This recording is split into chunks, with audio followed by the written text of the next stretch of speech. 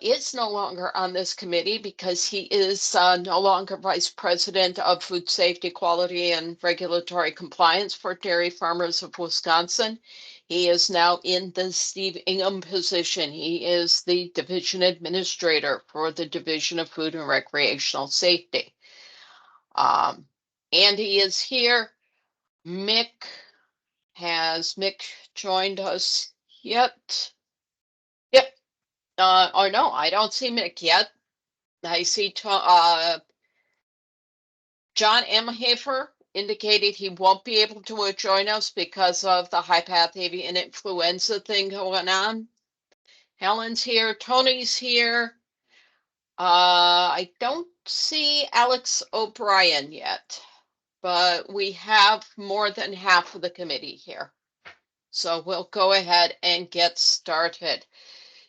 You should have received a copy of the ATCP 82 document. And I only received one comment back, so I can't believe that I got it that right. So hopefully you folks have some things that you have notes that say we need to fix this a little bit.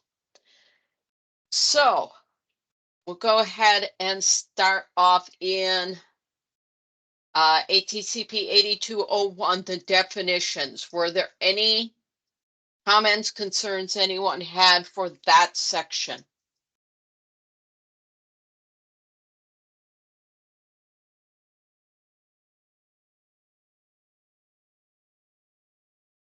I had one question. I know up above it said that a milk tanker does not include a tanker that is used by a milk producer to solely transport their own milk. Are they excluded from any of this, or?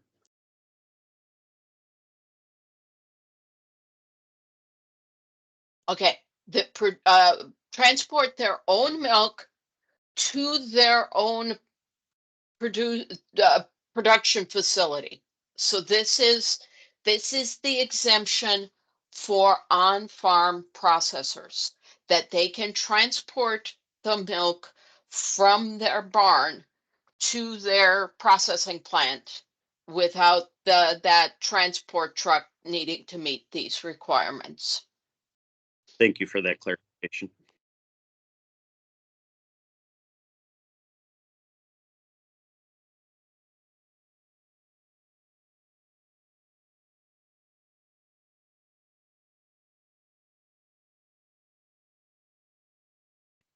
Laura, if we are, and I know it was kind of contemplated under the original draft, if we are allowing people who aren't bulk milk weighers, licensed samplers to operate, for example, inline samplers, where under those circumstances, do we need to make a definition for that person, or do we need to just examine the definition of a bulk milk weigher licensed sampler to understand whether it has an impact on that? Okay. So let me jump down a bit to. I think the definition in the definition section says it's any person who handles a sample or transports a sample. So yeah, that's the FDA definition. Yeah. And so it's somewhere in this section.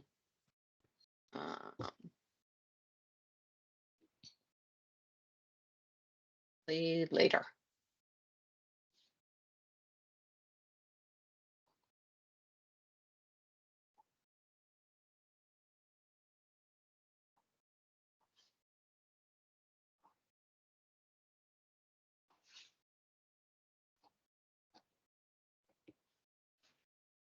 And apologies, I would have got back with comments, but I was just having trouble accessing the document for whatever reason on that platform. Okay, so here's the section we have on-farm inline sampling. The department may approve a farm to use an on-farm inline sampling device to obtain the sample. The department may not approve the dairy farm to use an inline sampling device unless all of the following apply. The department has licensed at least one individual at the farm as bulk milk weigher and sampler. The inline sampling device has been approved by the department. The licensed bulk milk weigher and sampler or samplers at that facility shall train all personnel who work with any part of the device. And the dairy farm personnel working with the inline sampling device shall follow all instructions. So we didn't really give them any type of title. We just said, here's the farm. There has to be at least one licensed person there, and then they're responsible for the operations at that facility. So what's the thoughts? Do we need to give this person a title and define that then? Lee, that's a good question. Lee, what's in other states? But I mean, I personally like the way that you did that, Laura. Yeah, I think it looks good, Brandon, to be honest. There is a typo in C there. We have who work twice in a row. But apart from that, I think it looks pretty good. Up to you guys, obviously. In other states, generally, they're silent on it, in all honesty, Brandon. So I think this is probably a better approach. Well, so my question on the 1S that we're talking about, and as some of you probably know, we have a Piper system installed and we're starting to test it. I would like for the drivers who transport the sample to the intake to not have to be a licensed weigher and sampler. But the way I read that paragraph right there, it's going to make them be a licensed weigher and sampler because it talks about transporting raw milk.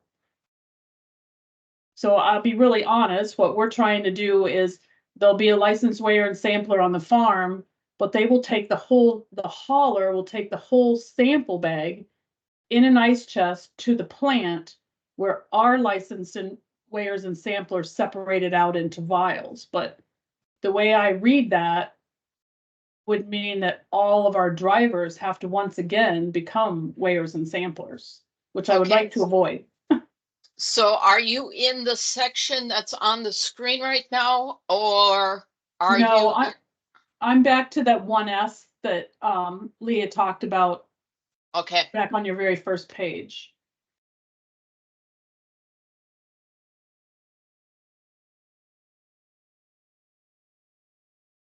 So when we have a farm that or a hauler that picks up multiple farms and the weigher sampler takes it, on occasion that load is then brought up by a driver that does not have a weigher sampler, but there's a documentation of the weigher and sampler on the manifest.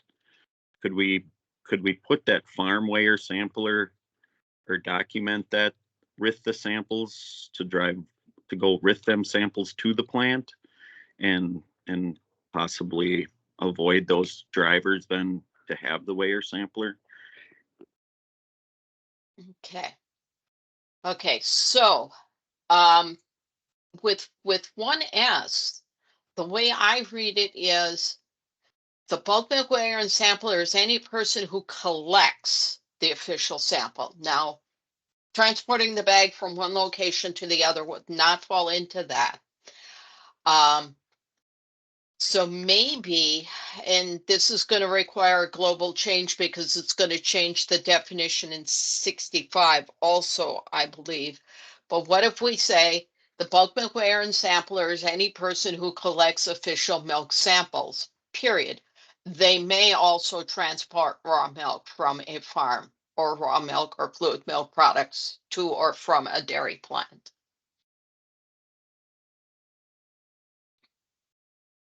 Or do we?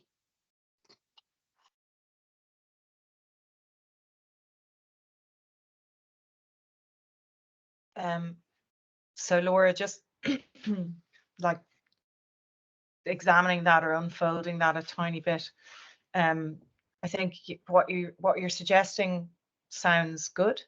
I think that the question is whether people are satisfied with the chain of custody from the licensed sampler or operator at the farm to the licensed sampler and operator at the plant, and whether, for example, Lynn and the processors on the call, whether they're satisfied with the chain of custody by virtue of it traveling in, for example, a sealed ice chest or however that might be. And do you guys as regulators want that to be a part of this document, or are you happy with industry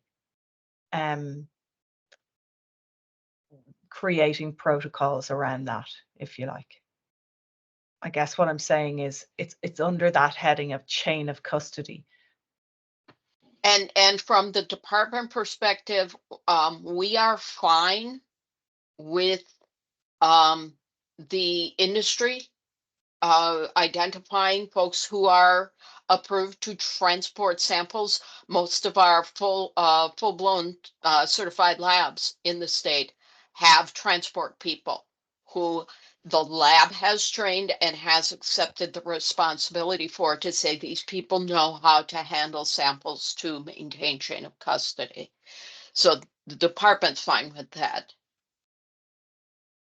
Could I we wonder put if you another just took out section? that. Oh, sorry, go ahead. Oh, I was gonna say, could we put another statement in the inline sampler section on farm inline sampler about the possibility of somebody from industry transporting the sample from the farm to the plant?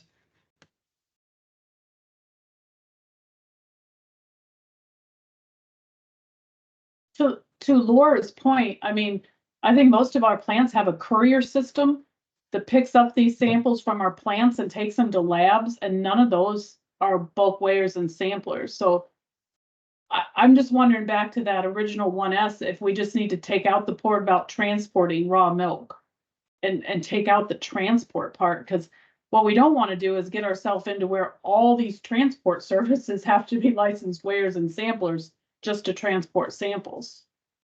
Yeah, I take that point, but I think also the solution that Laura put in place, or what Laura was suggested there at the start, Lynn, avoids that quite neatly and elegantly.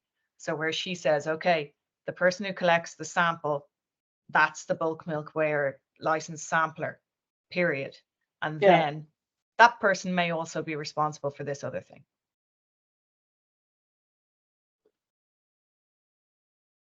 Again, totally up to you guys on that.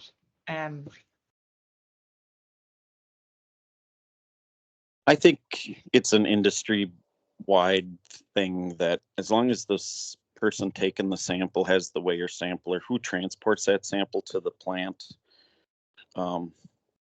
as like I say, I have haulers that pick up loads of milk, and then once it's loaded, their time is run out to drive the truck or whatever. So the owner operator sends somebody up that does not have a weigher sampler, and we've been accepting of that. To just back up a little bit, I mean, we talk about having one weigher sampler at the farm. I'm not sure if that meets the PMO requirement. I think we're getting. No, it doesn't. It doesn't. No, I know. But I mean, we're as industry, I think as long as we're aware of that, we will, I mean, we can obviously have more than one weigher sampler, but having one meets the state requirement.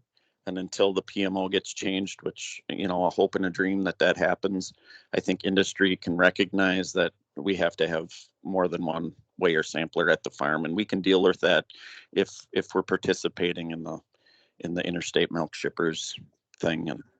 And so I'm okay with, you know, as long as the weigher sampler takes the sample, how it gets to the plant or any of that, we can police that ourselves and build that trust that that's the actual sample that got there. So.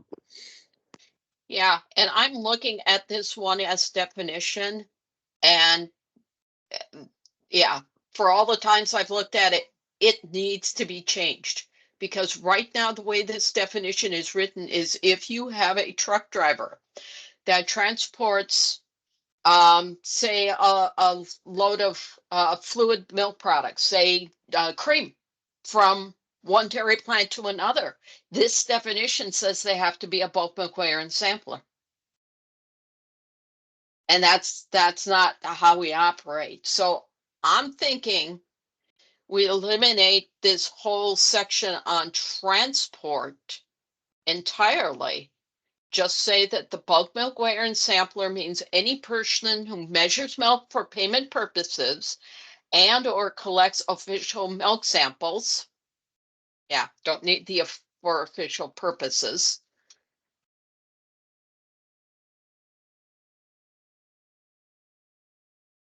And is licensed under 8204.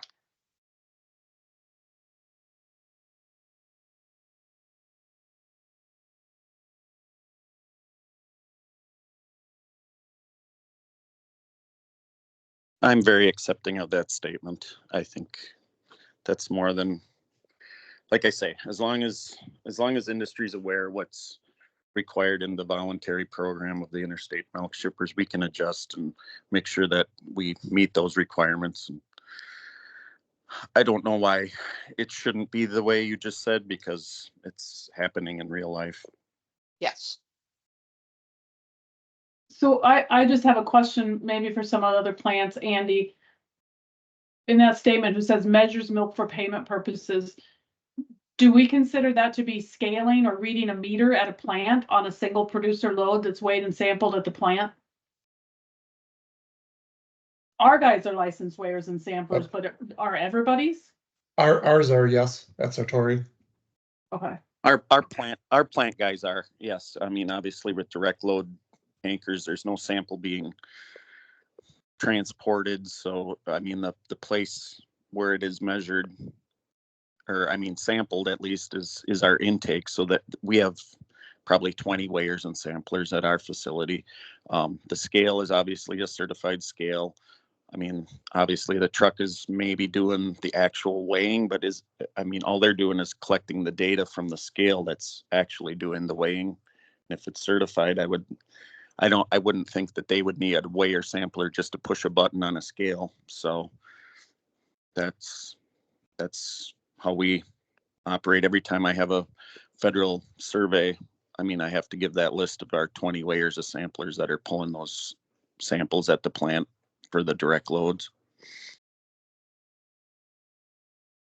Yeah, that's how we do it too. I just wondered if that's what everybody else did.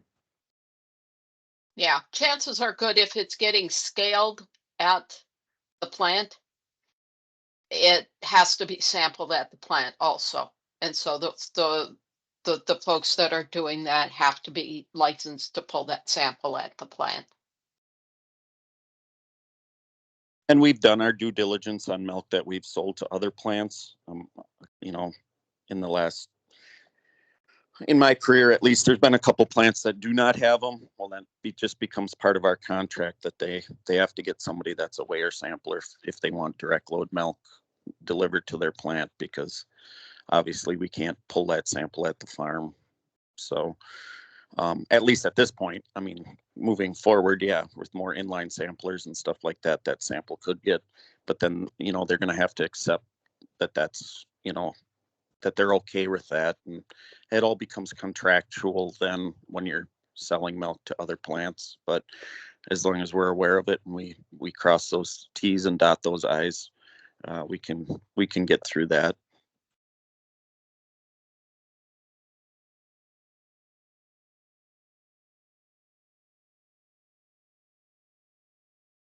Oh, come on, don't be difficult, computer.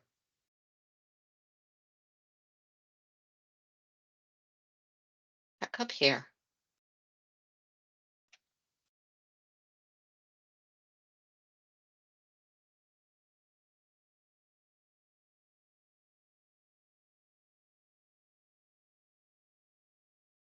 Okay.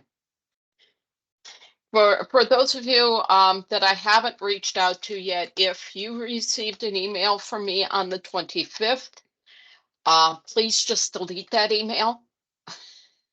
My account got hacked, so my computer got wiped yesterday, and I'm working with a slightly new version of all of my Microsoft programs. So forgive my stumbling here.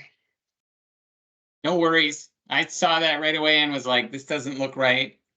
So I just assume that's how you get new computers around the state. You just do something like that, and then you're like, oh, I need a new computer. Yeah, no, same old computer. Just they wiped it and they handed it back to me and said, hope it works the same. Oh, that's such a bother. Goodness, I'm sorry for you. Okay, so moving on. Anything else anybody saw in the definitions?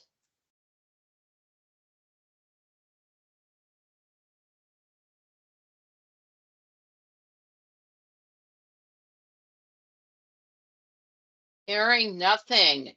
8202, I believe we left unchanged, except for the highlights of the fact that I need to update the fees once we determine what the correct fees would be. 8204.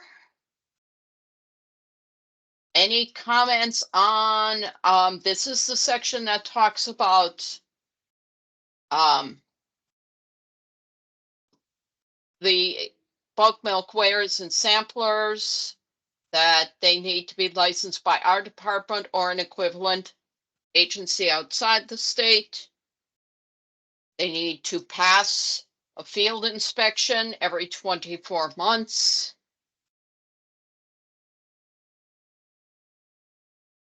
And again, the fees. I believe that's it.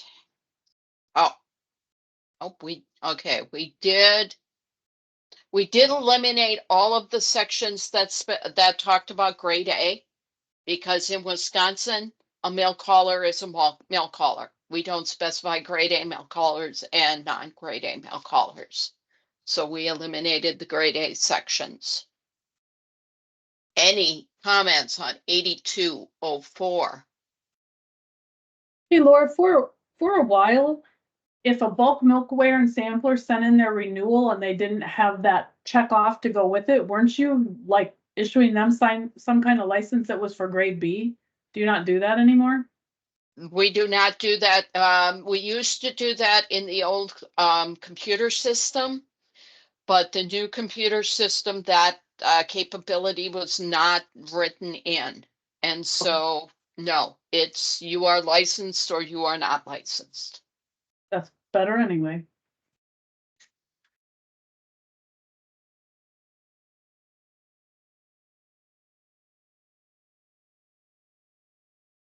$8206 is construction and maintenance of bulk milk tankers.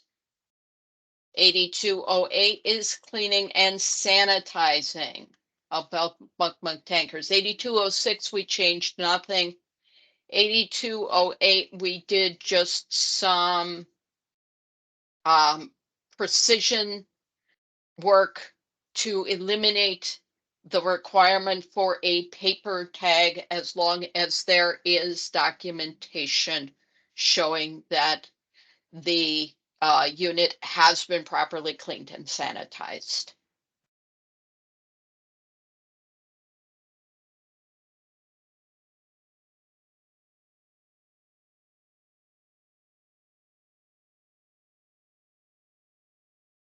And then I do want to have this discussion one last time because there is still a split decision on this one. Thoroughly clean the exterior surface of all bulk milk tankers. As we've discussed from the department side of things, it's not a food safety issue. But what do folks think? Well, I think where we ended up last time was correct. Like everyone who owns a tank and everyone in the intake, everyone in the Wisconsin dairy would love that to be the case, but sometimes it's not practical and sometimes the dairies don't allow it. So Yeah. if we have it in there, you're going to technically force people to find a place to do that, and it might like inhibit you actually doing the job that's most important, which is picking up the milk, because they could run out of hours, or it could just be not practical. So I think that that's a my opinion is that's a personal thing. Anyone who owns a tank wants it to look clean. Obviously, it's a representation of yourself, your company, and the wonderful grade A Wisconsin milk or grade B, whatever. I just don't think it's practical. I think it should be out. That's my opinion. And I kind of think that's where we were. Yeah, that's where we were.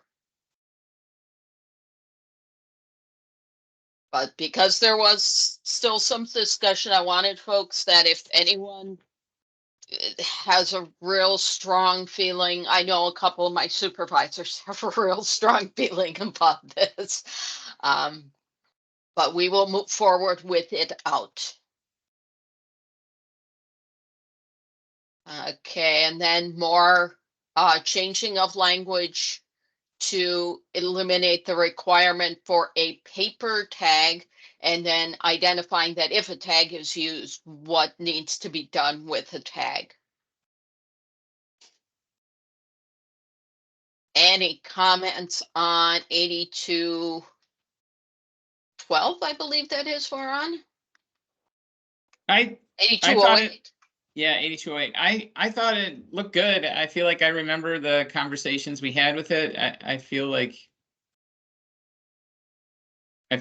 what you have in there, what you put down is what I remember, and I feel like it's good.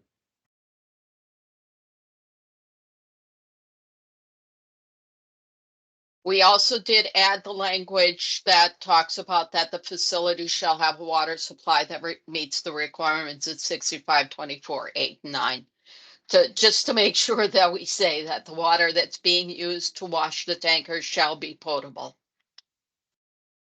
82. I was just gonna say I am wasting time. It's redundant, but I was gonna say that I feel like a lot of those facilities also have to have that from a kosher. I mean, like there's so many of the facilities and products are also kosher. So like it's good that we put it in there to verify and validate that, but like kosher requirements, which I feel like so many things are under, also require those things. So it's I think it's right.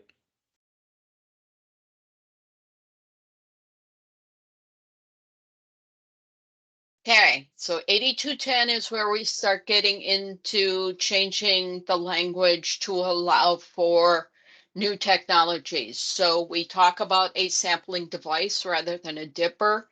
And then we say, if you're using a dipper, it needs to be in a,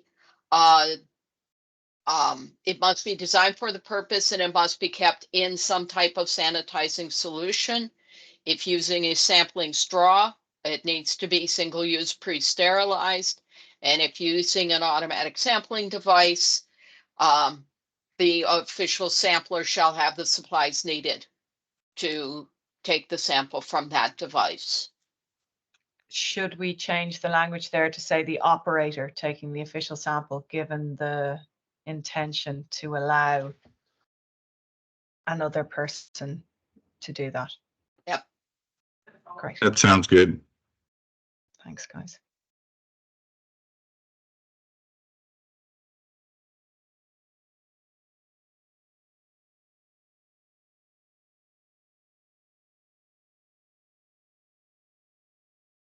Okay. And then, oh my goodness, let's talk archaic in this day and age, an adequate supply of forms and writing devices. So we changed that to an acceptable method to prepare milk collection records.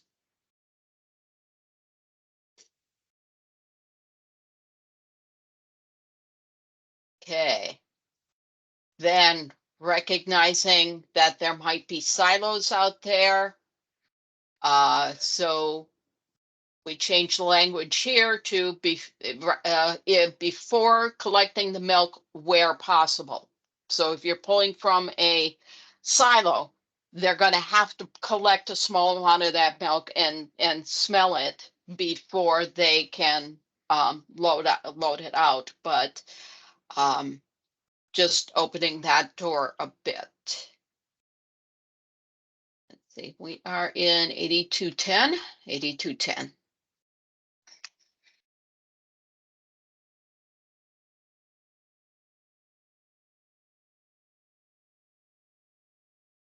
And Just Well- a lot of change in language here to open to new technologies. Any issues with E210 milk sample collection? So if a silo is used as a storage container to be loaded on a load that's basically a single farm pickup, can that milk be observed and smelled when the sample's taken at the plant? Is that Yes. acceptable? Okay. Yes. Okay. And that's why we put that language in there, where it's possible. And so if they're doing a single farm load direct from a silo, it might not be possible for them to do any type of site smell test on that milk. Because I know there are at least a couple of silos here in Wisconsin that don't have any sampling device on the door or anywhere on the silo.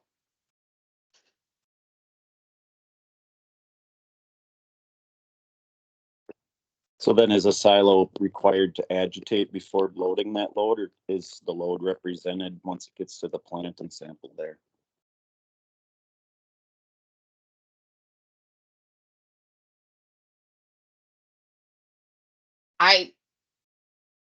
While it would be ideal, I've gotta tame the lab geek in me. While it would be ideal to have it agitated, as long as the plant is willing to receive, one load of milk that is going to be mostly the liquid phase.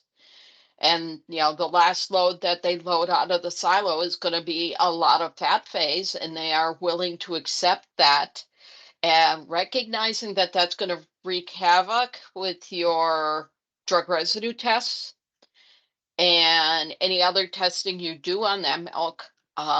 I don't believe we can, the department can say anything against that. As long as that's not the official sample. Correct. And Oh, the the- official sample at a farm with multiple loads, they take an average of all the loads, correct? Yes. Yes, all the loads collected in one day shall be averaged for all components and quality items.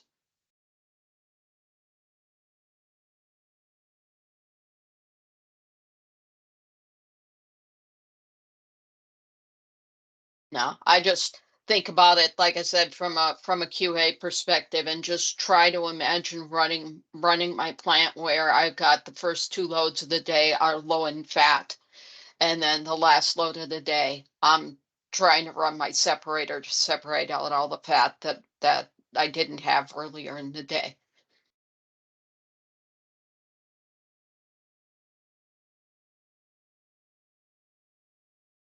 Other questions on 8210?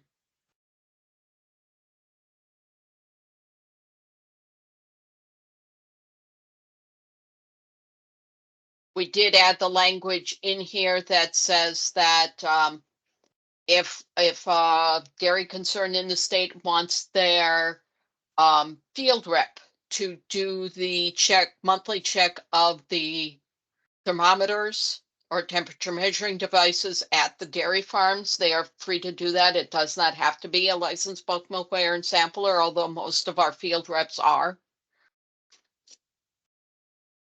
So I have a question in 6 there, as I read that, when we call out, or in the case of a direct ship facility in the milk line, so that means we're talking about a temperature recording chart. We do those every 6 months. Currently, are we now saying that's gonna have to be done every month?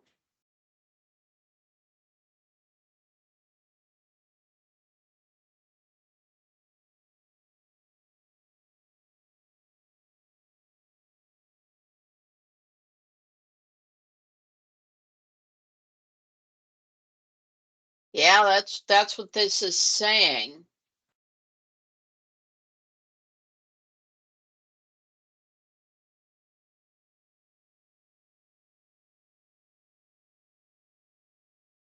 And even on the bulk tanks with recording charts, we've been doing those every 6 months too. So bulk tanks that don't have a recording device are required, correct me if I'm wrong, they're required every month for the hauler to take a temperature check. Do chart recorders meet a different requirement that it's only every 6 months, or?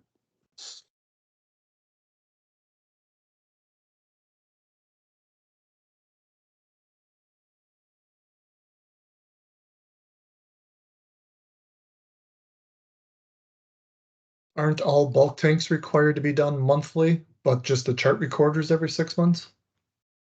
Well, what Mhm. if the chart recorder is the only thing you have? The only indicating thermometer. Yeah, Yeah, I kind of think JR is right. I think we've always done bulk tanks every month, right? Just with the dial thermometer recording, Correct. but Yeah, I feel like because we added this in here about direct ship, now we've started rolling in chart recorders. so I have some farms where the chart recorder is the only indicating thermometer, and the hauler still documents it on his pickup slip every month what his temperature check is. But then every 6 months, I go out and do the official chart calibration.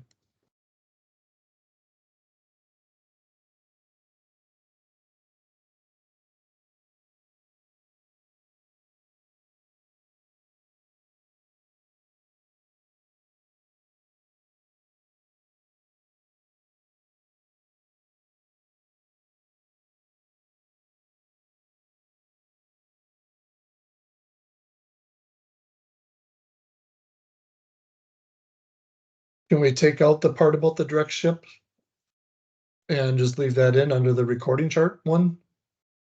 well, yeah, that part definitely.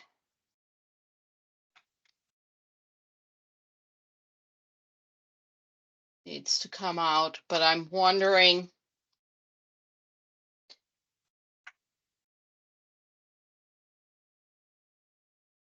At least once a month.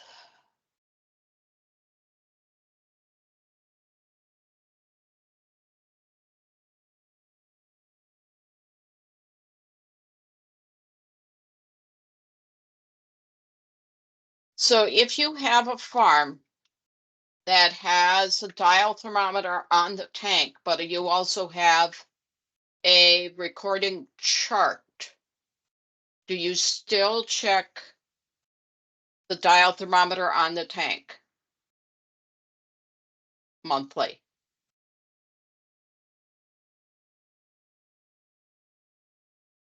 I tell our haulers they're supposed to, because the haulers look at that dial thermometer. The haulers don't really look at the chart recorder.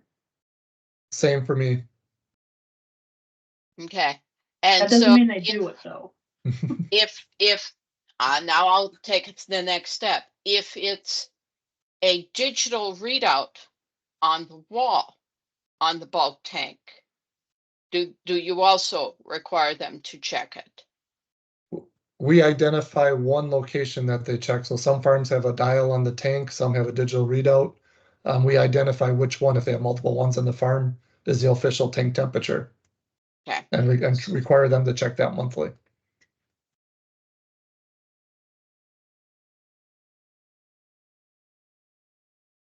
A lot of times we put a duct tape over the one that we're not using just because they're not matching.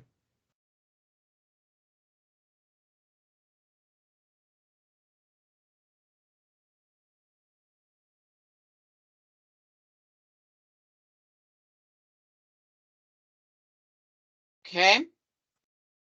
So the same would be true. Okay, how would you handle a silo that has no access?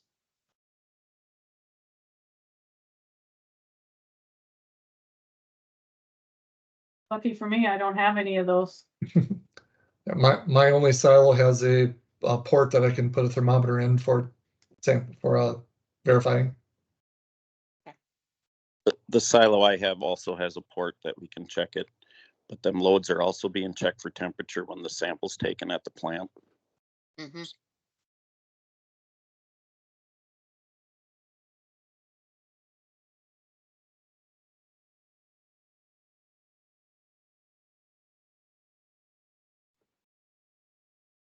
So are we saying that in the case of a direct ship facility, there's no requirement to compare the temperature that whatever indicator is. that is showing?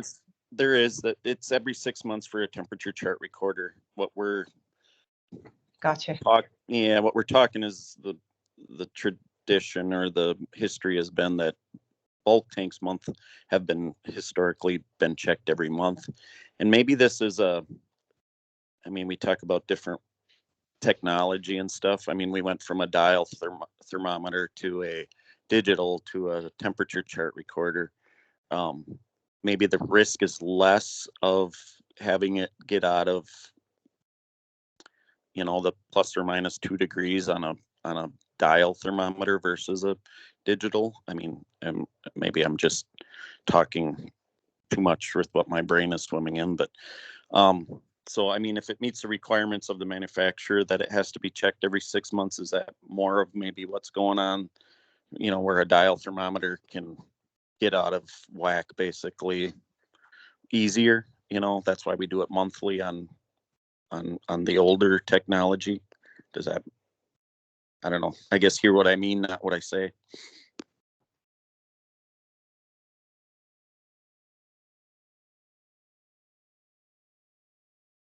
Yeah, that's what's been running through my mind is I wonder if this monthly requirement goes back to the fact that, yeah, dial thermometers, you look at them cross-eyed, they go out of calibration. And so we've always just had this standard that dial thermometers, you check them monthly.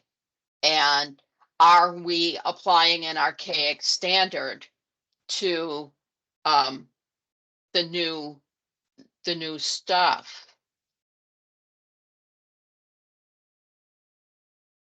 And I guess maybe my nickname is Mr. PMO, but I think the PMO wants them checked every 6 months. And as long as we're meeting that standard and most haulers, if there is a thermometer, I mean, they're checking them. Or if there is digital or a temperature chart requirement, most of them are checking it monthly because they check all of their tanks monthly. So we can easily overkill the requirement by checking it monthly.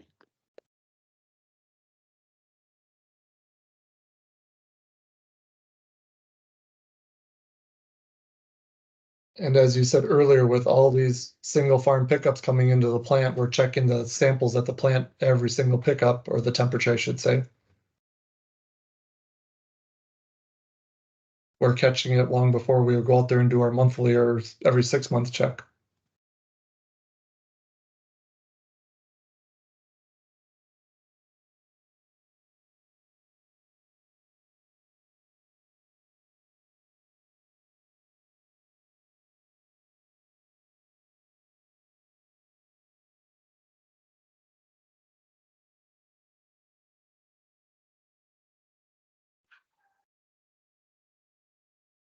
I guess I would propose that we continue with the monthly checking of bulk tanks and the dial thermometers, but any of the other, as long as we're doing it every 6 months,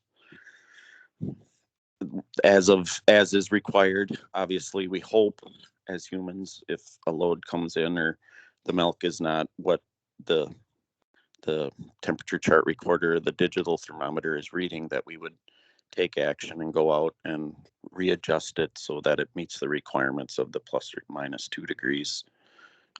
As an industry, I think we recognize we don't want to reject any milk that doesn't meet the standards that either the department or the plant has dictated as necessary. So that's just my thoughts on it.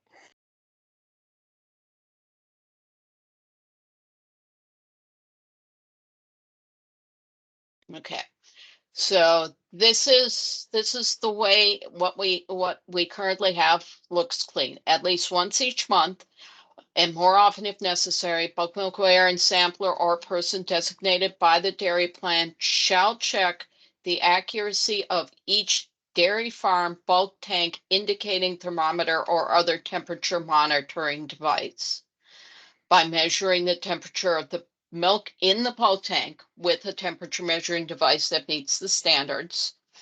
bulk milk weigher and sampler designated person shall keep a record comparing the temperatures indicated with by the calibrated thermometer with those indicated on the milk temperature measuring device. Record must be readily accessible for at least 1 year. In the case of direct ship facilities where milk temperature is measured via a temperature recording device, the accuracy shall be checked every 6 months. So this should probably also include any facility that, well, are there any facilities that have a bulk tank but just have the temperature recording device? I would say at Grassland there definitely is, but Okay. But the hauler is checking it monthly just because it's his normal routine, and he doesn't have a list of, okay, I'm going to check these 5 on the first of the month, and then that one I'm going to wait until August or whatever. So I think as a procedure, I think we're meeting that requirement. Like I say, overkill maybe, but as a practice, I think it's being done, and the field reps are watching that it's being done. So when you say temperature recording device, what's your definition of that? My definition of that would be any temperature recording chart or any direct download to a computer device that measures the temperature and then downloads it directly to a computer.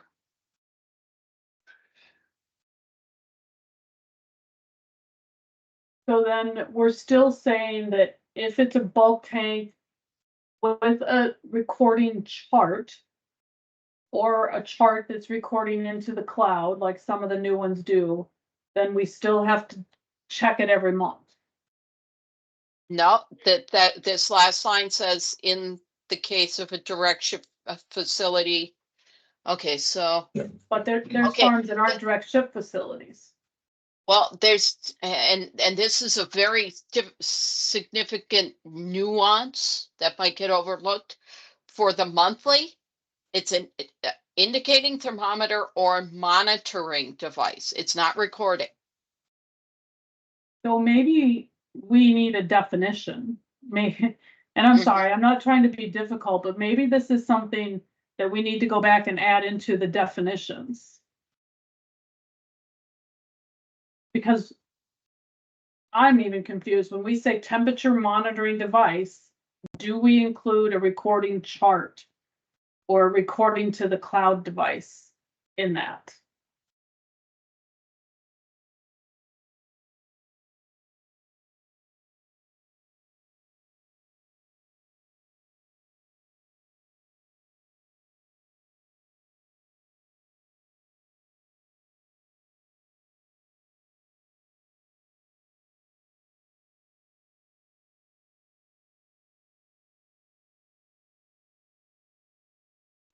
Yeah, and I think Lynn's kind of drawing out a valid point there in respect of the last sentence, which is that,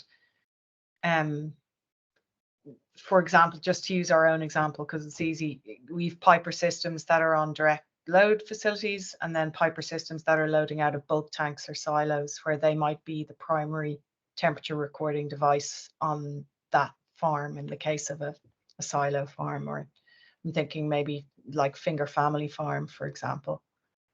I think they do have temperature recording charts as well, but probably they could be redundant. And then if that is the case, if there is a temperature recording device loading out of a bulk tank or a silo, that's offering kind of all the facets that are required of a temperature recording device, and it's electronic and that data is available. Are we going to hold that to the monthly, or are we happy to let that go to the 6 monthly? And again, I'm totally agnostic. It's just for you guys to decide what you want to do on that.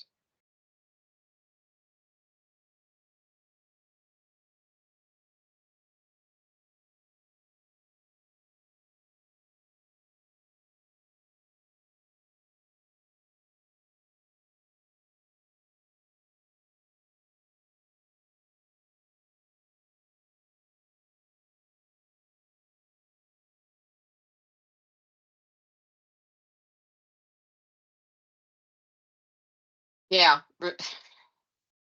really, the thing here is and I don't know that we can say that is if you're using a dial thermometer, it needs to be calibrated monthly. I mean, that's what we say in the labs, is if it's a dial thermometer, it has to be calibrated monthly.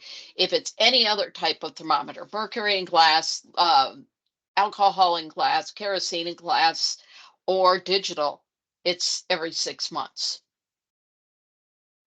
There's one other thing, Laura, that you may or may not want to add in here, which is I think you may want to ring fence that to devices that you've approved. So, you know, and again, I'm going to use our own example. In order for our temperature recording device to be approved, we had to come to you guys and say, look, it meets all of these requirements that are set out in the PMO and that you guys have set out. And you guys got the opportunity to kick the tires and to understand, well, actually, does it meet those requirements? So just because somebody has, or a piece of technology has a temperature recording device, doesn't necessarily mean that it's an approved temperature recording device. And I guess I might, I don't know, there's a lot of temperature recording devices. If we're having DATCP approve every one of those, like, I mean, I get what you're saying, but I think making sure that it's calibrated, and it's a functioning device. I think that's the most important part. Because like, if we put in the language that it's going to be approved, that we have a ton of thermometers, and that's just not something that's sustainable. But I get what you're saying. Yeah, I suppose I'm drawing the distinction between ones where they're saying, well, these are ones we need to look at every month because we haven't gone through a kind of approval type process with these. And then there are these other ones where actually we know them and we're content that that's going to be a 6 monthly interval, I guess. Okay, sure. Maybe we have to incorporate language just like what Laura said. If the device being used to measure the milk temperature on a daily basis is a dial thermometer, it has to be calibrated monthly. Yep. I like. Maybe we go to some of Laura's lab language. Yeah, the problem is that one will run afoul of the IMS. And I don't see that one changing in at the next conference, unless someone from this state puts something forth and, pushes it hard. So is that a direction we want to go? What is the IMS requirement, Laura? The IMS requirement is if there's a thermometer or any type of temperature measuring device on the bulk tank, must be checked monthly. Well, so on the bulk tank, the only ones I've ever seen directly on the bulk tank are dial thermometers. Most of the digital ones that I see are off on a control panel.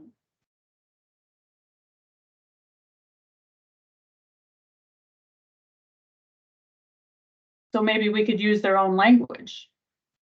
Right, that's what I was just going to say. Can we use that language to satisfy the requirements on both then? Have any of you guys Like ever seen a digital one directly on the bulk tank? No. No, but I have seen a liquid and glass one on a bulk tank. I'm not sure I even know what that one is. Well, it looks like the standard old, you've got a glass tube with red liquid in it. And it's usually got a stainless steel shield on the back and a piece of metal, a piece of glass on the front, so that the thermometer is encased in that. So could you word it that all temperature recording devices on a bulk tank need to be calibrated monthly? All other devices in other scenarios should be calibrated every 6 months. Could it be that simple, or?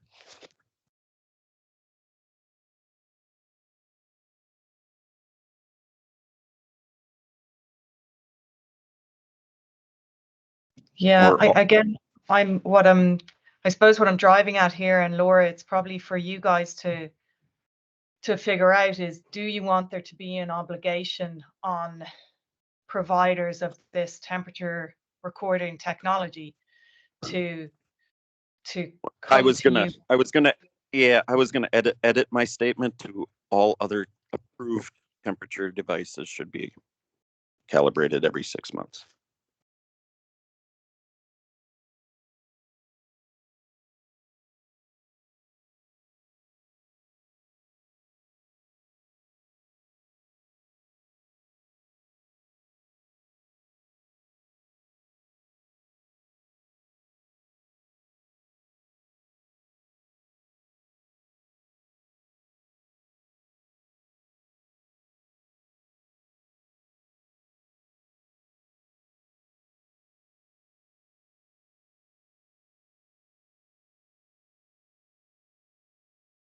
And again, I mean, if we talk about the digital boxes that are on the wall and stuff like that, I'm pretty confident that the haulers are going to be checking them monthly. So it's going to meet at least that minimum requirement. So we should be more than fine. I mean, it's not like we're saying they have to be calibrated more frequently than the ones that are on the bulk tanks. So I guess that's my thought process on it.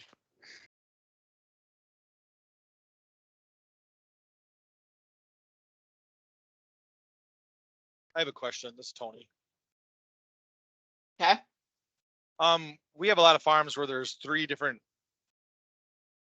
there's one on the tank, there's the one on the control panel, and then there's the digital temp recorder with the actual, and we've always been told that the digital temp recorder becomes the official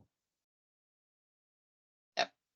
temperature, and then that I mean, the main reason we check it monthly is so if that becomes out of spec, because we have some that'll say 37 degrees and it's reading 42, which is out of that ±2. So I think that's a way of catching that, not going 6 months. If someone's out of spec for 6 months, the whole reason to do it every 30 days or every once a month is just catch anything that's out of spec on the farm.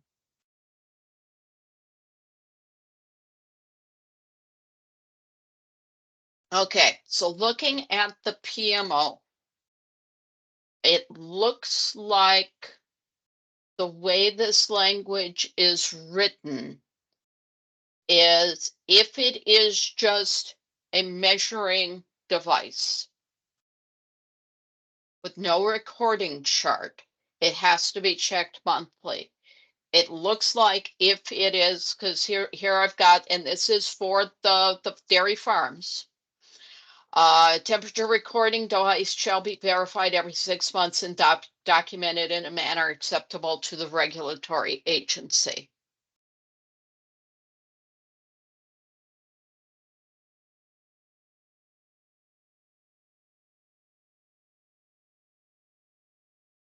So maybe we stick with the temperature measuring, not monitoring, but measuring device. And those have to be checked monthly in order to stay in good graces with the PMO. And so that would involve the dial thermometers on bulk tanks, the digital readouts that do not record, and if there are, I don't think there are any left out there, but there were some farms that had picked up old plant bulk tanks, and those had the glass thermometers on them. And then say temperature recording devices every 6 months. I like it. I like it. I like it.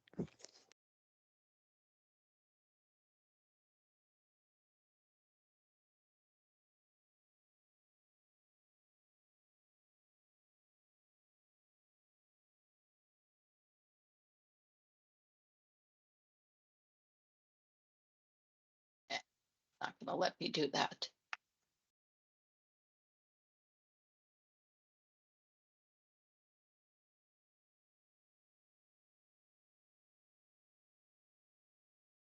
Okay. So let's look at that.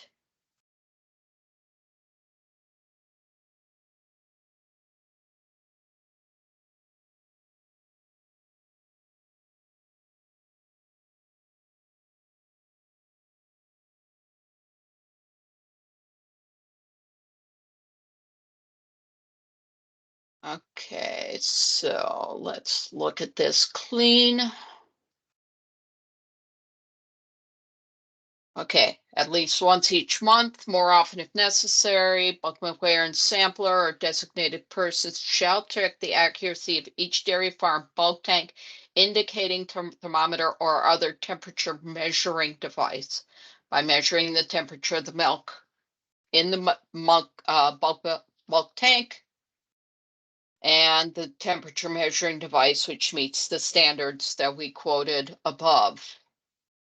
Bulk milk weigher and sampler shall keep a record comparing the temperatures.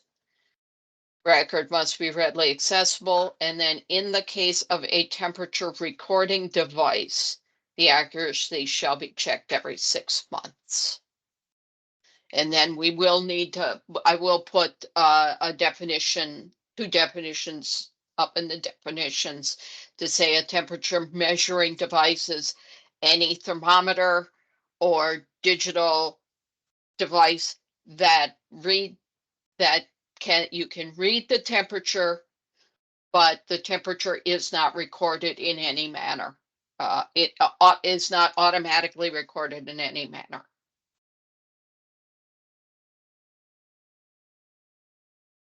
And then a recording device will be any chart or data download to computer or cloud that can be accessed at a later time.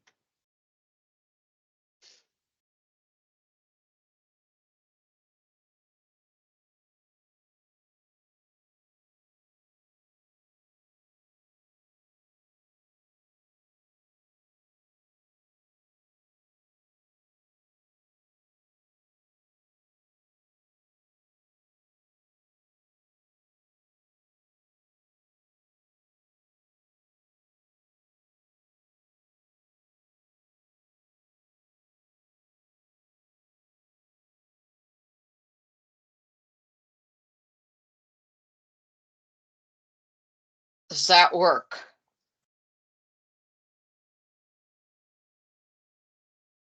I think it's good.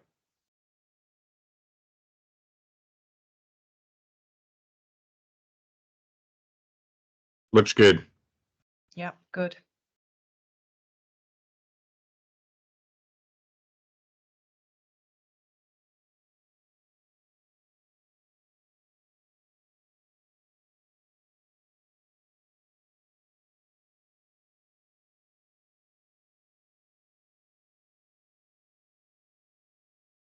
Yeah.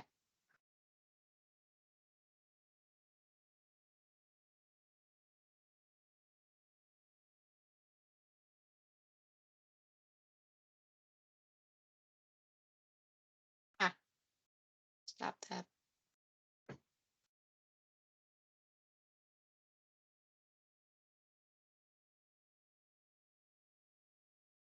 Okay, so this talks about that they have to sanitize their device and they shall immediately notify the producer and the dairy plant operator if the tank is not cooling properly or the device.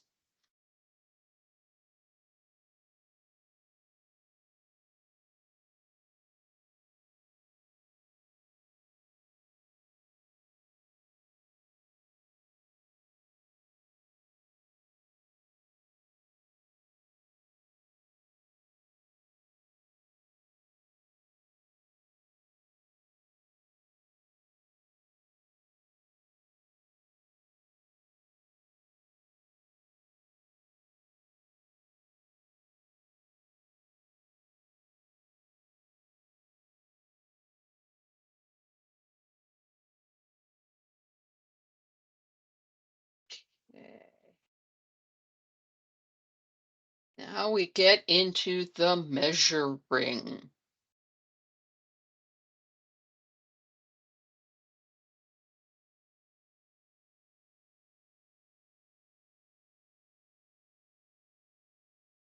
And one of the questions that I did not have an answer to with regard to measuring is if the farm is using a metering system onto the truck. I don't think we have any of those.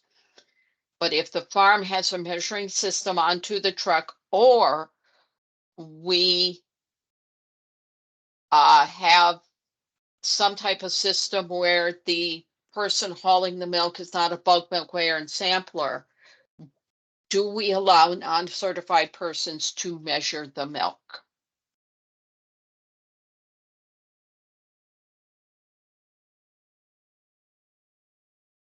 So currently, I think you do have one system in Wisconsin, but it's not a system of ours.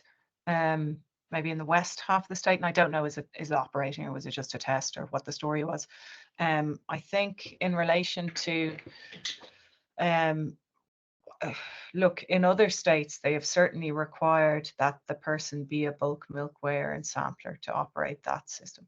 So I wouldn't envision that changing in Wisconsin, and I don't think it would be advisable to change that, certainly without putting some other assurance in place that that would be conducted properly.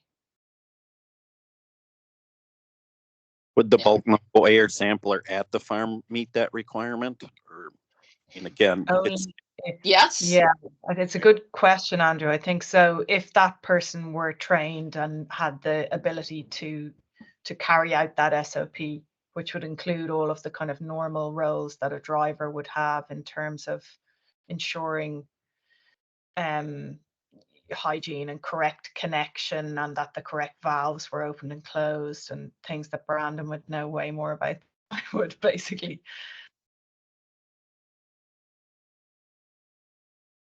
Yeah, I know we don't have any, I don't think we have any producers on this call, but yeah, I think to be fair to the producers, I think anyone who measures the milk needs to be licensed and accountable.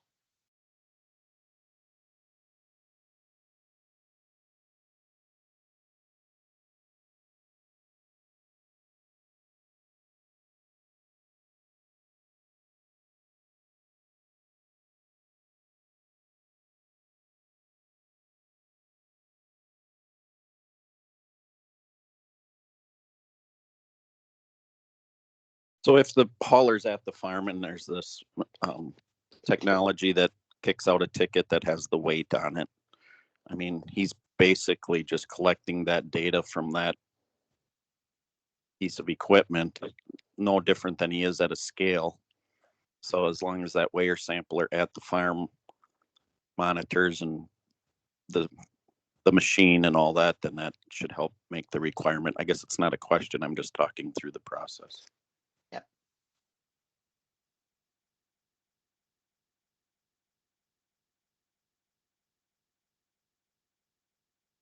Okay, and then we talk about when measuring milk by weight at the receiving facility, they must use a certified scale. And that care must be taken to assure that the configuration of the tanker is taken into account for both weighings. The tank comes in full of snow, and sitting in the intake is some of that snow melts off, and then they go back out and weigh it, and now you've got the weight of the snow included in one of those weighings and not in the other. It's not anything different than we've been doing in Wisconsin for other types of products that come in into our facilities. We've figured out how to deal with snow. Yeah, at Grassland, we make them spray everything off and then rescale again. So. Yep.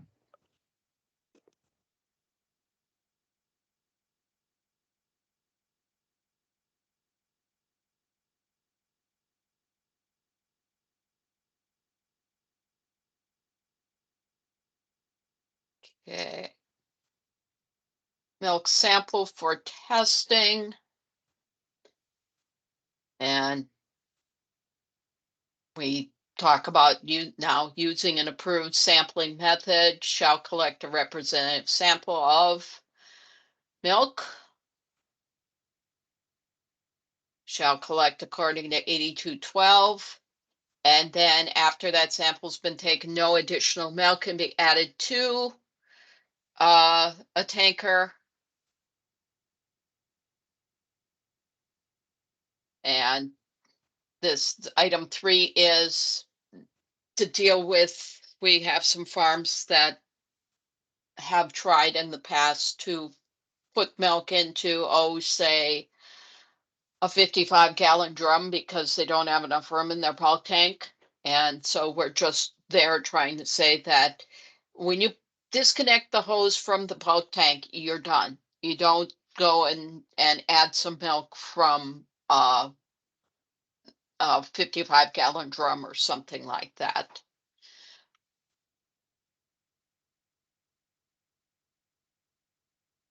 I have a question for some of you guys with silos. On these silo farms, are they not pumping into the silo a lot of times when you're pumping out? No, there's one way in and one way out. So at least the one that I have, if they are milking while they're taking milk out of the silo, they are possibly direct loading onto a trailer during that time. So that, at least that's my experience with the one that I have. The silo I have, we're not doing it, but it is set up that they could do so. And the discussion we had is because we'd be doing the weighing and sampling at the plant, that would be allowed. Yeah, I get that. Yep. Yeah, and I believe this language allows for that because it says that after you take the sample and measure the milk. So if you know you're allowing in and out at the same time on a silo, but you're going to take that truck down the road and to the plant and have it weighed and sampled there, that's nothing's being added after that. So I just want to throw this out. In theory, if somebody had a silo and then they could draw milk out and be pumping it into a direct load tanker while it was being filled, what if somebody put a piper system in there that was sampling and measuring the flow of that milk going into the tanker?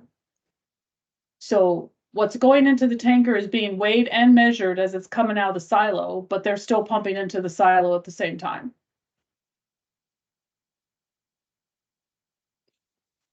I think, as far as my opinion, I think that would be great. More or less for the payment purposes of that milk. I mean, obviously, once it gets to the plant, we can weigh it and sample it there. We're going to sample it for Appendix N anyway. But if we have a better representative sample of the actual components for payment purposes, I think industry is going to put their arms around that for sure. Yeah, and Well, go ahead, Lynn. I was just going to say that part of the beauty of thinking about doing it that way is then you don't have to agitate and sample at the plant. And I know you don't always agitate anyway, depending on how far it came from, but you're eliminating a lot of work at the plant in that scenario I just gave.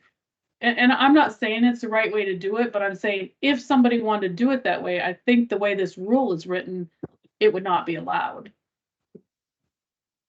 Okay, from my perspective, and maybe we need to shore up the language a bit, but from my perspective, the sampling is happening, the truck is off to the side, sampling's happening here, addition is happening here, and the milk is flowing this way. So in my perspective, the additional milk being added to the bulk tank is happening before the milk is sampled. Yeah, I think this is Lee from Piper, just by the way, I'm on the phone now, but I think Lynn has it there. The crucial thing here is sampling point, because the sampling is happening under the scenario that Lynn's suggesting. The sampling is happening outside of the silo. So actually you're not really concerned anymore with homogenization, for example, or what's in the silo in terms of sampling. You're concerning yourself with, are you getting a good representation of what is being transported for sale?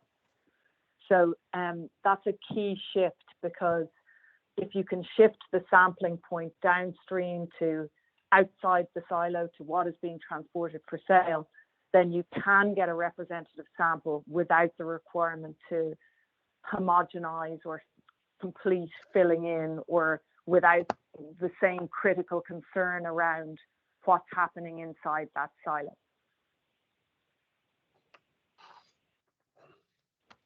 So I think with that interpretation, or Laura, I think that, I don't know if you're with me, I think the interpretation that you have there covers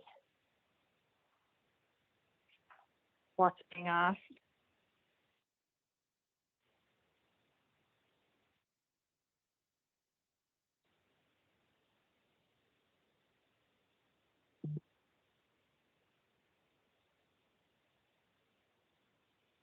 Now, I'm not actually looking at the wording this second, so I'm relying on you guys. Anthony is texting me in the background saying that the current language doesn't allow to do that. So I can't see the wording this second. But I think probably it is something that we need to allow for, that new technology does allow you to sample at a sampling point that is outside or downstream from that silo that's being milked into.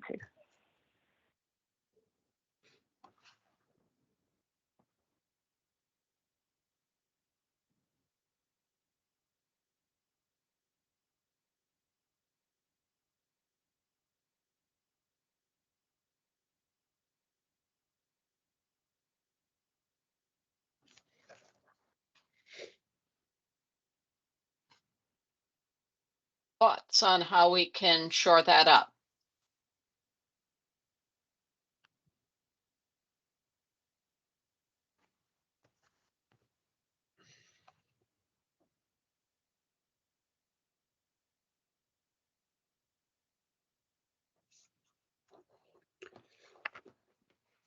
Laura, if I can suggest, what you've written there is perfectly correct, where you're taking your sample from inside the bulk tank. So, and I suppose that's the normal or maybe traditional process. So I think what you've written there is perfect for that scenario, and needs to be there for that scenario, if you know what I mean. Because the idea when you take a sample from inside a tank is that you're saying, I can take a sample from anywhere and it's exactly representative of all the milk everywhere else in the tank. So that makes complete sense. I think there may either need to be a different section that talks about, because we do sample as milk is going into the bulk tank. We don't wait to the end of the pickup is complete, if you know what I mean. So I just think what's written here is correct when you sample inside the bulk tank, and maybe just be a section for when you sample in line from a bulk tank. I'm not sure if there's an easy compromise unless you separate it out, I'm suggesting.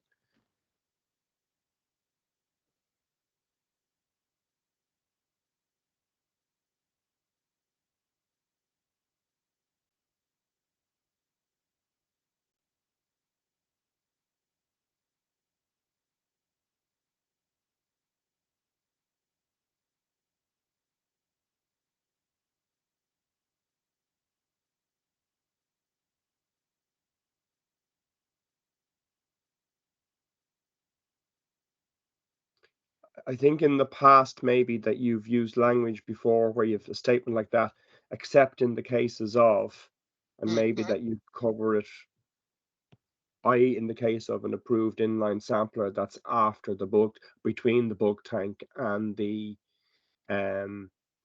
tanker. I can't remember the exact wording you used on that in the past.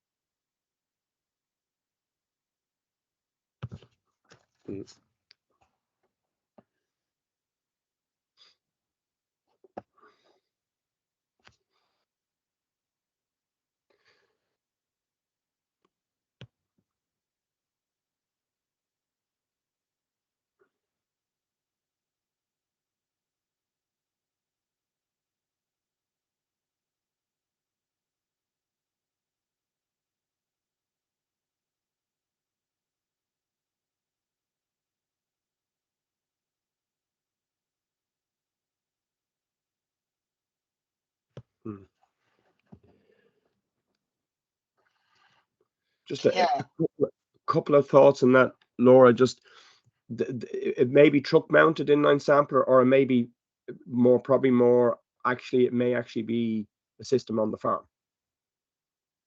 Yeah, but if the sampler is before the silo,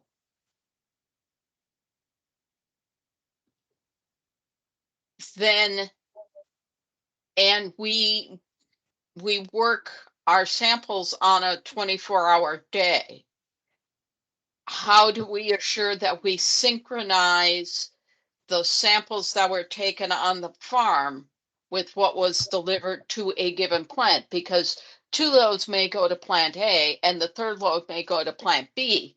And, you know, so I think we need to talk 2 different things there also, if the sampler's before the silo versus after the silo. No, the sampler, I think you're spot on. So the use case is where the sampler is after the silo and before the truck. Okay, so our particular use case is lots of people, silos are putting them in after the silo, but before the truck. So I would completely agree. Okay. This is not applicable for sampling into the silo because you don't know how many loads or where it goes and all that. But what you're actually doing is, as you're loading onto a particular load onto a truck, you now have a representation of exactly what's gone onto that truck. So it is for the location between the silo and the tanker you're loading onto. That's good clarification. Okay. And in that use case, you have everything associated with that load. And a small, and it may be a relevant point as well, is the same potentially applies to top-loaded bulk tanks that can take a load. So I know in some parts, I'm not sure in Wisconsin, you have some very large bulk tanks. And if they're top loaded, the same thing can apply. So I'm gonna throw this out there that I right now this seems to be a writer's block situation. And we are probably not going to get through this entire document today, so we're probably going to need to schedule one more meeting. So I am proposing that we leave this item sit and recognize that we need to come back and deal with it at the next meeting. That's fine from my point of view, thanks. Very good. How are we looking at time-wise, Laura, as far as getting this recommendation to the Dairy Rules Advisory Committee to recommend to the department? Max, correct me if I'm wrong. I want it out of this committee sometime next month so that we can start the legislative process in June. You are correct.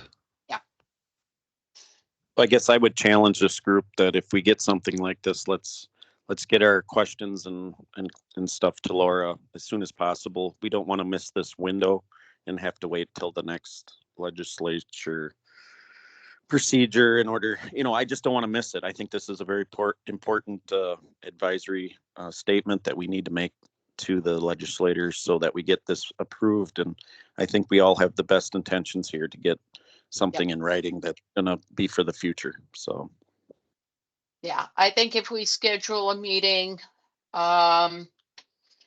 it might not be Tuesday in 2 weeks, but someday in the next week or two, to get back together to just look at these last few items that we have comments on. And Laura, am I correct in saying that if we're able to provide something for their consideration in June, that it would be likely this time next year before it would become effective? Right, because Okay. because what has to happen is we have to identify all of these changes.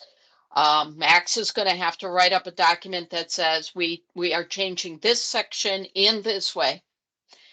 And we need to do a fiscal estimate, which means I need to get some answers on fee structure. And then it needs to go to it needs to go to the Department of Ag board. They need to approve us to go to public hearing. We need to go to public hearing. And then once we're done with public hearing, we go to the legislature. Okay. Thank you.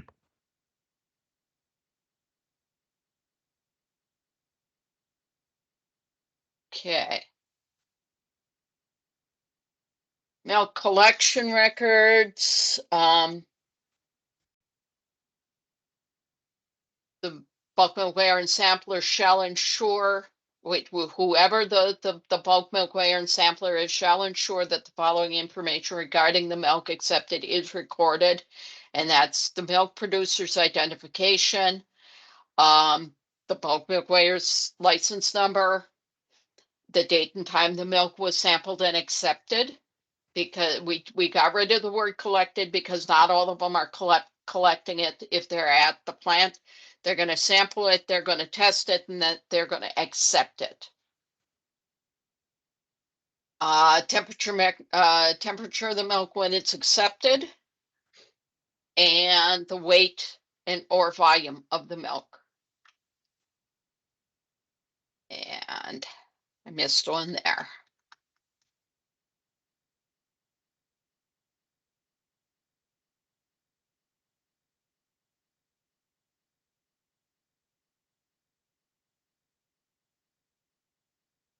Okay, when collecting the milk from a farm bulk tank,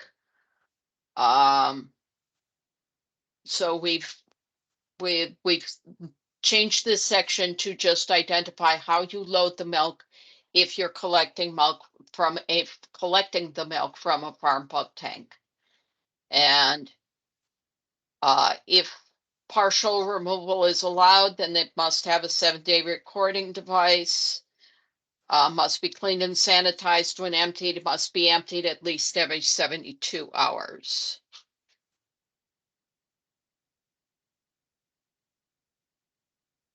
For number 11, where it says you may not collect milk from anywhere other than a bulk tank, do we need to include silo in there?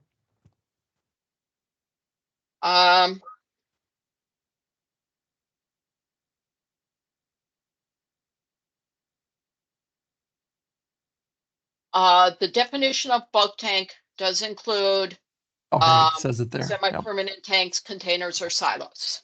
perfect.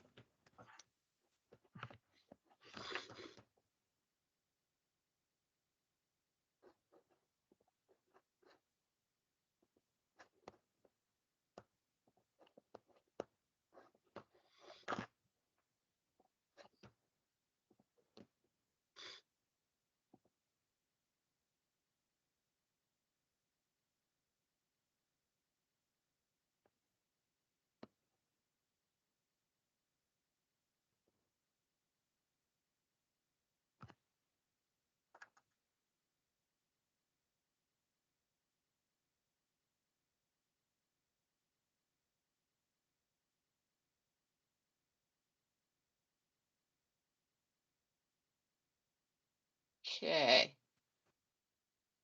8212. This is the sampling section. So this is where we did a lot of breaking out of who collects from a bulk tank using a dipper shall do this. Collects using an inline sampler shall do this section.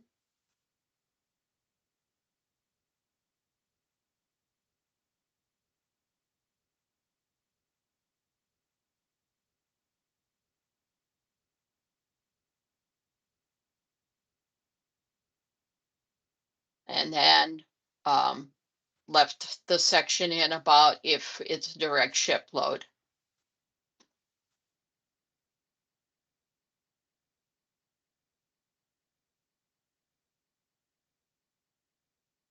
The sampling procedure for dippers is unchanged other than we changed the numbering to allow for the sampling procedures we added below. So if the sample is collected from a silo,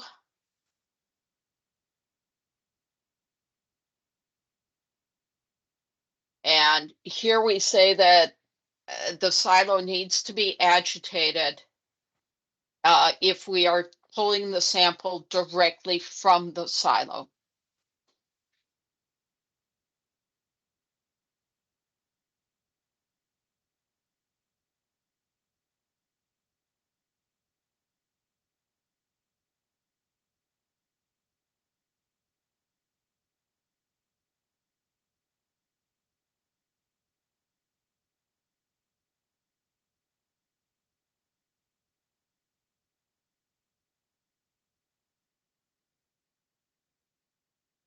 And for those of you who read a little faster, at the bottom of the page is now the start of the inline samplers.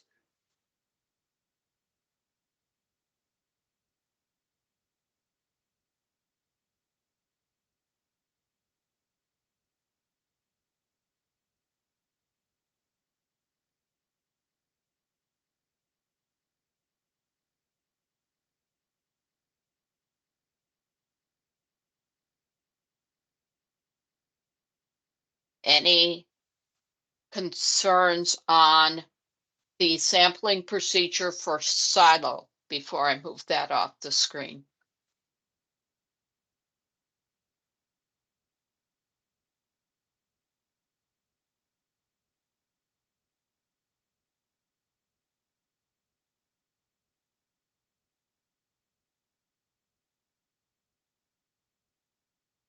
Inline samplers, we looked at this a little bit previously.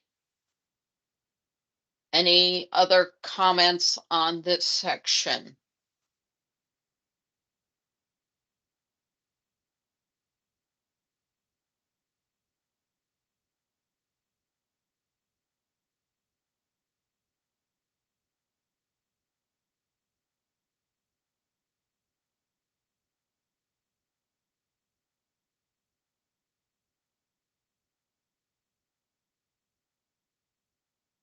Okay, then we have a bunch of stuff.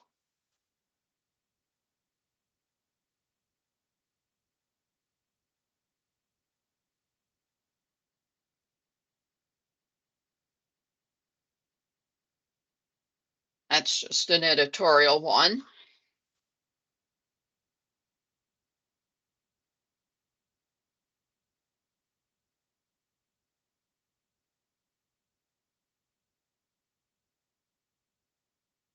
And then records. I'm not sure I think we talked about this at the last meeting.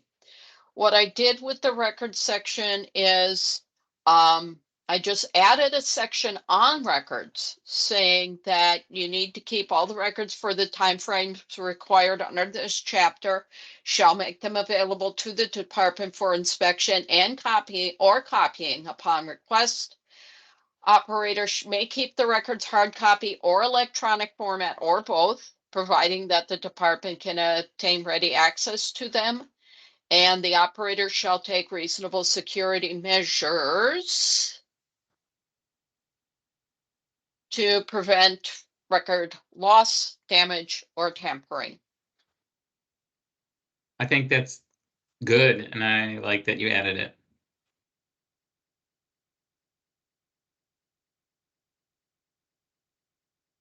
Okay, we have 19 minutes left. I'm going to go back up to this troublesome section here. Anybody have thoughts on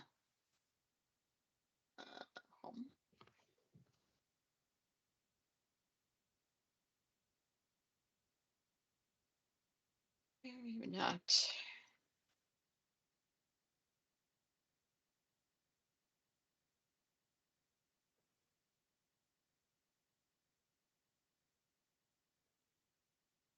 Fine.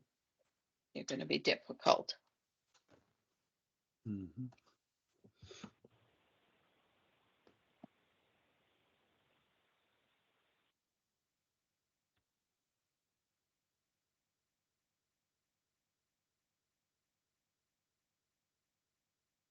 So we've got sampling from a bulk tank.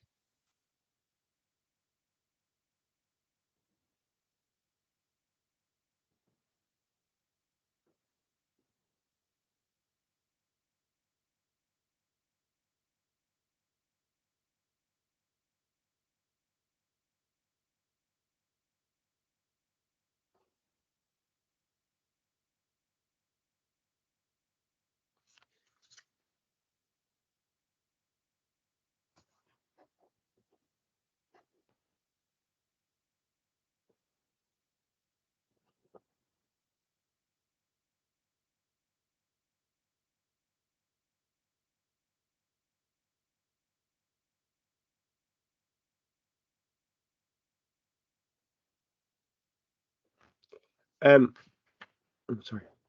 I don't know the wording, Laura, but the key on this one here is just that concept of we're no longer sampling what's in the bulk tank, but we're sampling what is going onto the truck. So it's just wherever that sits is because it's the key differentiator, if you know what I mean. I don't know the appropriate wording, but that's the concept.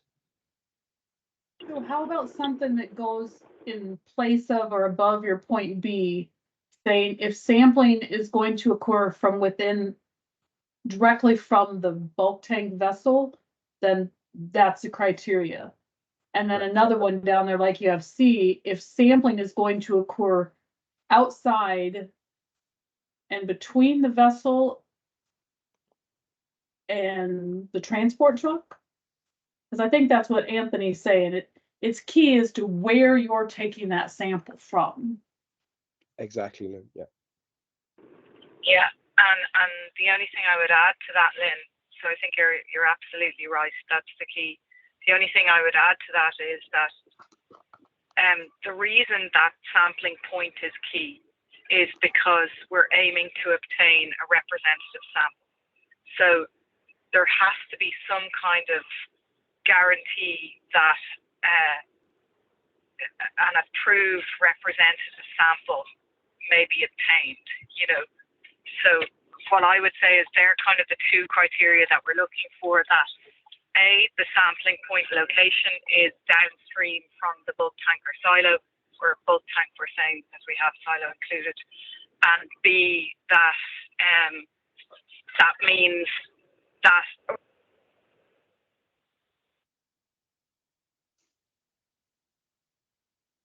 just because your sampling point is downstream doesn't mean you have the technology to obtain a representative sample. Correct. Could the wording be to try to get all the different scenarios, that all milk offered for sale should have a representative sample from each farm associated with that milk?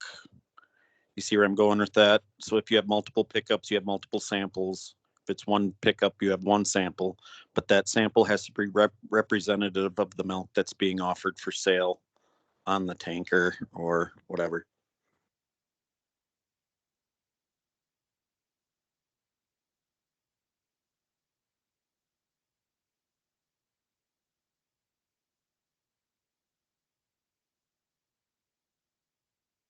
Yeah, so we do say that above. They shall collect a representative sample of that milk. And then these are just some safeguards of how to assure that. So if sampling takes place directly from the bulk tank,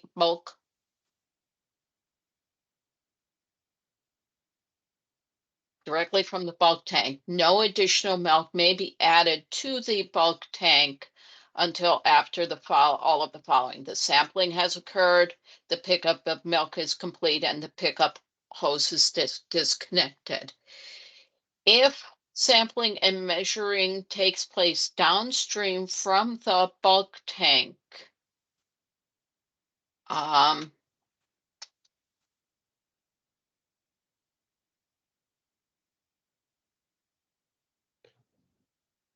By an approved inline sampler, that by an approved inline sampler.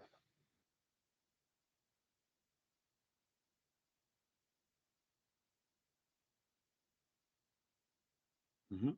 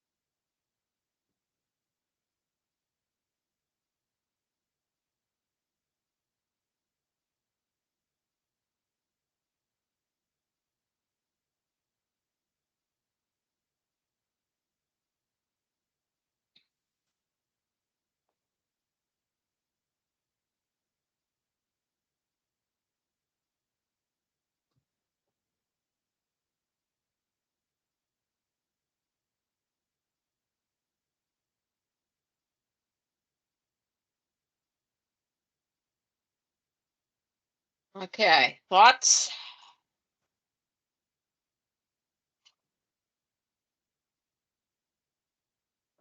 I think that works.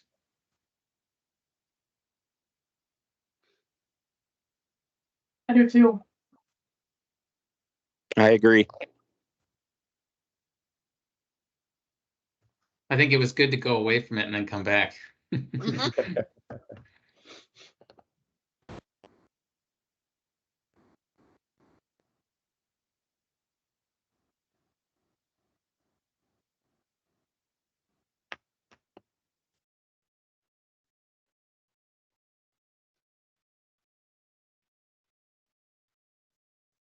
Okay, let's look at that. Clean. Okay, sampling. Using an approved sampling method, shall collect a representative sample, shall collect according to 8212. If sampling takes place directly from bulk tank, no additional milk may be added to the bulk tank until after all of the following: sampling or measuring has occurred, pickup of milk is complete, and the hose is disconnected.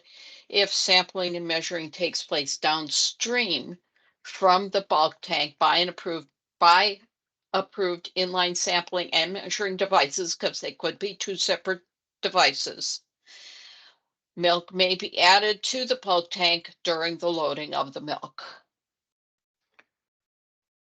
Laura, do you want to say pre-cooled milk? Because you probably don't want to allow it unless it's cooled milk. If it's not cooled, then it doesn't meet the requirements that you should be loading it, correct? Correct. But yeah, it's probably good just to add that language here that pre-cooled milk can be added to the bulk tank. Mm-hmm.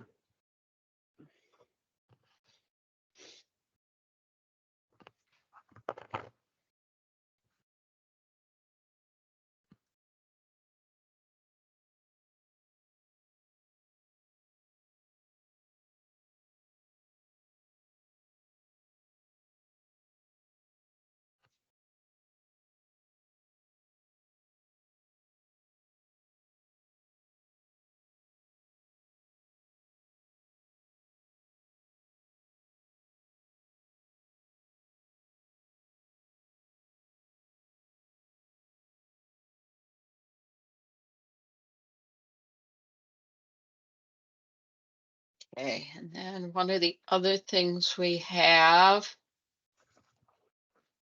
is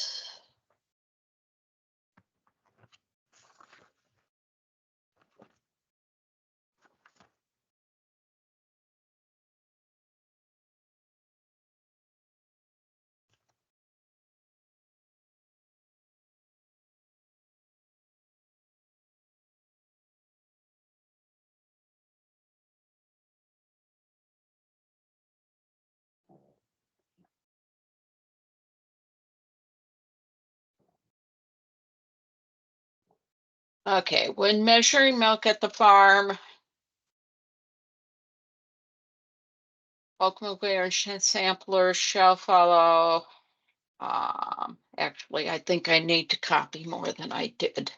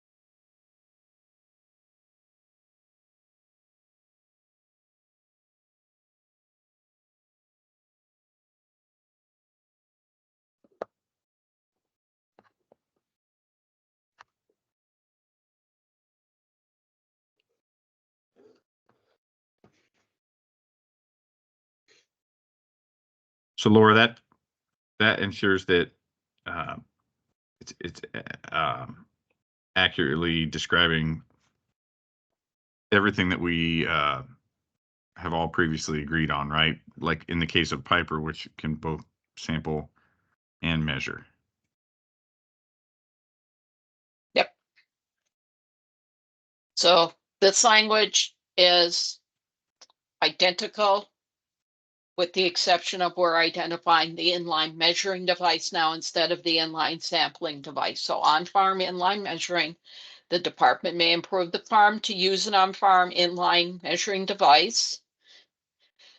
The department may not approve the dairy farm to use the inline measuring device unless the department has licensed at least one individual as bulk milk weigher and sampler. The inline measuring device itself has been approved.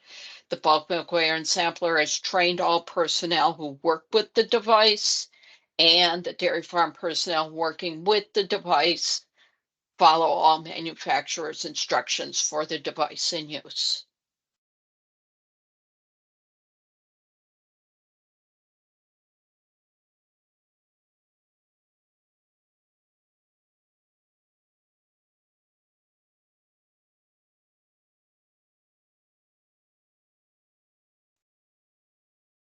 Laura, this might not be the time or place for this question, and you can tell me if it isn't, but I believe was some conversation about different levels of weighers and samplers, and whether we wanted to maybe have a specific training for regarding these on-farm systems. I don't know where those conversations are at, and is that anything that would need to go into this document? If that's what's decided to do, that like, if you approve a farm to use, for example, a Piper system, is it going to continue that they have to be a licensed weigher or sampler, or is there thoughts of creating a training program where they have to be trained specifically for that system? Do you know what I mean? I know exactly what you mean, and I still hope I can make that happen before I retire. But at this point in time, I am stopped by the capabilities of our licensing system. And so at this point, I hesitate to write it into this rule because I know I can't make that license happen. Yeah, and Lynn, just on that,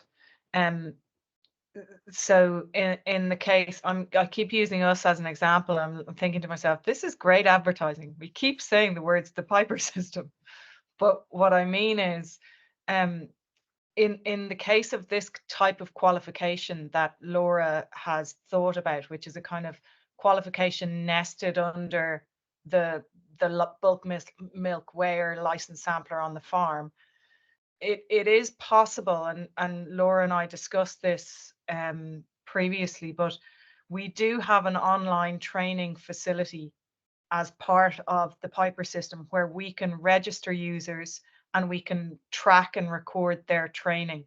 So we may be able to take some of the burden of that off regulatory licensing, where you guys as the co-op or the processor receiving the milk has a way to examine and track, first of all, who was the person that took that sample or is responsible for that weight, because their identity is recorded, but also how was that person trained and were they properly trained using that online system. So there may be a degree of comfort that manufacturers like ourselves can offer into that without having to create another qualification offered by the state.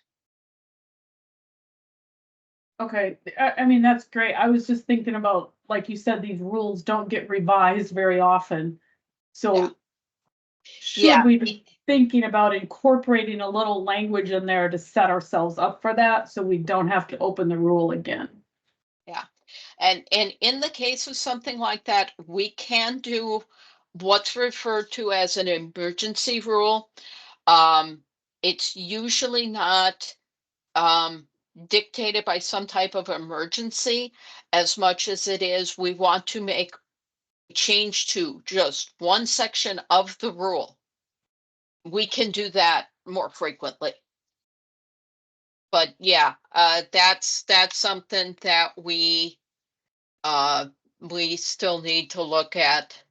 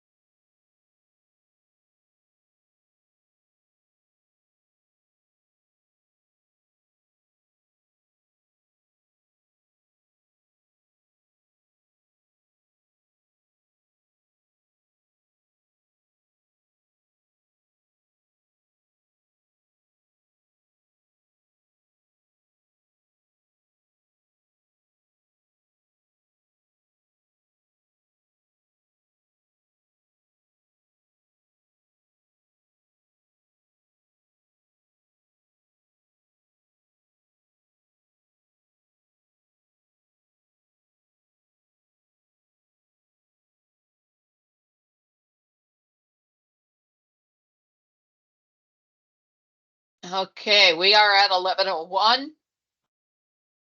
Any last comments? What I'll do is I'll send the document out again, but we need to look at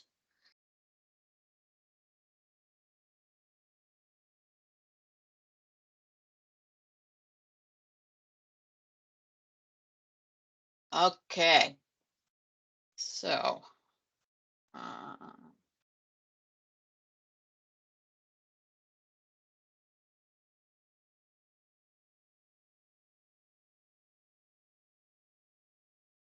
So next, we are on at the 30th. Next week is May 7th, the May 6th. And the following week is the 13th. I am committed on the 8th. I will not be available, and the 14th and 15th, Max and I will not be available. So what else? Are you Work. available on the 13th, Monday?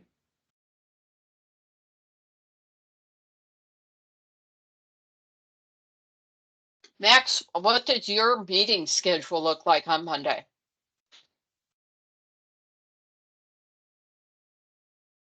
I'm relatively open. I have things that I can miss, not the most important things in the world, so that is okay with me if it works for you.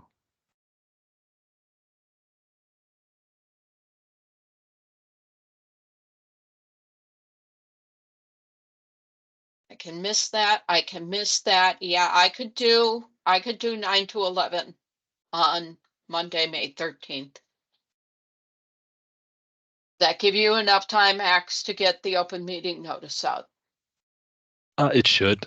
We don't really have to do much with the template at this point, so it should just be the open meeting group, and they've been pretty on it recently, so it shouldn't be an issue. Okay. Does that work for everyone else? 9 to 11 Monday, 9 to 11 Central Daylight Time, Monday, May 13th. I'm sorry, Laura, I have a conflict on that day, and so does Anthony.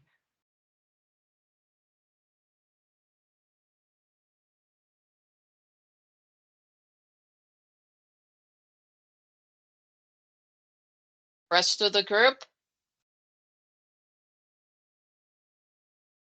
I say most critically, Andy. Yeah, I'm okay with that. I'm okay, whatever works with everybody. Okay. Tony? Yeah, I'm good. Helen? I'm okay with that, Dave.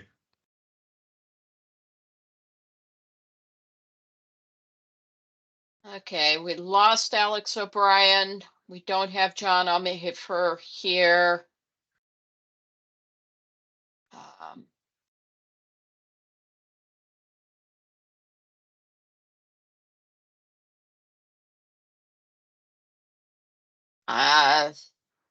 Anybody have any other options?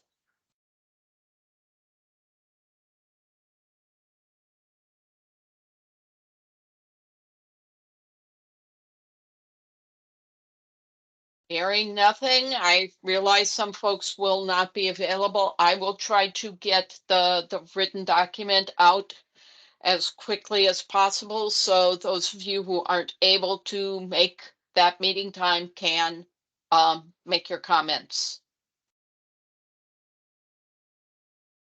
Any last things? I'm sorry I held you over an extra 5 minutes. You good? Okay. Thank you all very much again. Thank you. Thank you. Thank you, guys. Yeah, it was Bye. a great job, Laura. Thank you very much. Thank you.